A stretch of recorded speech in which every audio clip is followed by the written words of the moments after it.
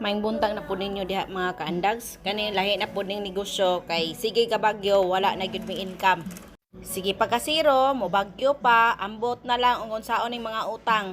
Kaya kay kani akong bana, sige man kog atubang aning cellphone, mo nang gabuhat lang gyud ka skin di aron ingno na pud ko nga nagnegosyo. May na lang po dili lang po ta mayaw-yawan ug baligtres. Dayo nakita na po dinyo ang mga sagol dagway no, dili na sapayan dagway na ko na istorya kung sa pay mga sagol ani.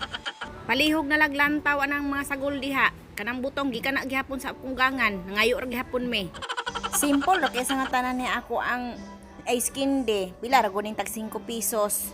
Ang bugkos. Nod ang refine. Oh, ang refine ana isa ka kilo og tunga. Ginoo ko ng refine makabungol kaysa nga tanan ning presyo. Usan lang kaambot. Nabaka ni ginansya ning pagkahimuan ni. Oh, noon pasumangil ra man pud nato ni. Likay ra man sa kasaba. Pero bitaw tuganan mo na ako sa tinuod kani akong ice candy na ako'y tigpaninda ani. Pero usahay nagproblema ko sa remittance kay halin 65 pesos. Unya kay ang nautang 25 pesos. Nya iakin 10% raman. Usahay wala gyud siya'y bahin. Kani pong ubang mamalitay, moingon ra pakuha asa ko, bayaran ra pagkaunya, paghinla wala ning mga silingan pong di kabalo maghuna-huna na tong negosyo muna.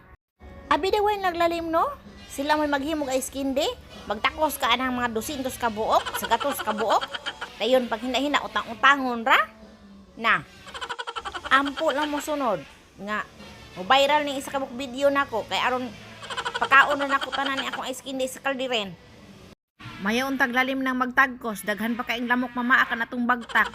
Kinahanglan pa yung dili pa yung tamuhawid sa tong bagtak kay nagkulipiti ergi aris katamis ng ice candy. Mopay gikagid anang pagpanagat ug pagpanguha ng mga utanon, kagiron pa taning mga lamok, samot gyud tag kamaot ani. Lisod kay na makarinyo tag linding then ipalit ra na tog skincare.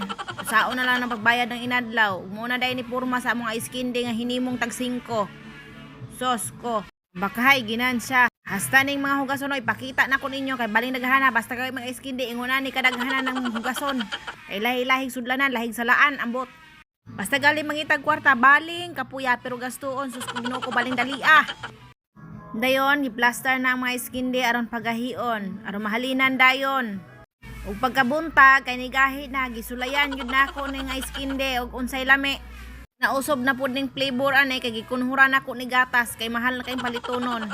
Alas 6 pa ni sa buntag, perting bugnawa, perti pa yung bugnawa ni akong gikaon pero nikaon lang gyud kani aron naadyo ko ika-istorya ni akong ice candy. Oh, lami rampod bisag daginoton kay ning sagol. Mas mayor man gyud ning umangutana ang customer, "Hoy, lami ra po na imong ice candy. Aw na jud kay katubag. Lami jud kay ni. Lami pa nimo. Muna naon jud imor mahalinan kadayon." Pero sa tinuod ang bitaw no, sus ko Ginoo kani akong ipon mura jud mapupo sa kabugnaw pero giagwanta gyud nako sayang kayo ning 5 og ilabay.